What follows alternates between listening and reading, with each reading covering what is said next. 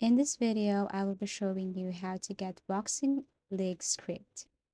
So this is a very easy tutorial. Now downloading a Roblox exploit or script executor is the first thing you must do.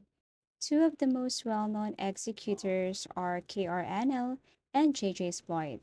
Boxing League should now be opened and played once you have done with this.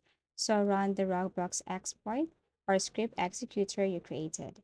Any Roblox script you want to use should be copied and pasted into the space given, I mean the plus button there, and then paste the script, and then after that click inject and then click the button, then you can see there the script. So this is a sample script for Boxing League.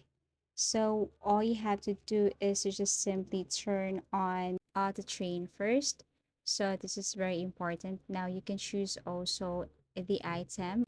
You can choose from push, you can choose from grab, and then you can also select fighting style here.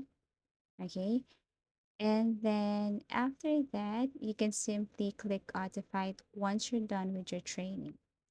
Okay, but before that, you have to turn off this auto train and then exit training to start this auto fight. Now, once you're done with this, you just have to go up and look for someone to be your best match. For example, this one here, you just have to go to this area. And then after that, you just have to wait for your match.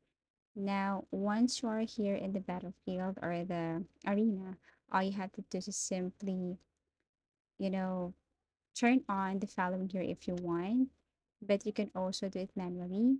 And then once the person or the enemy is nearby, you can click this lock on if you want, or just simply turn this one off and do it manually. So that's the advantage of having scripts when playing Roblox. So that's how easy it is. You just have to look for executor, look for the script, and then paste it once you are on Roblox, and then run the script, inject first, and then run the script, and then here it is. Now you can use the script here on any play or game in Roblox. So if you found this video helpful, give it a thumbs up. Subscribe for more video tips and video tutorials.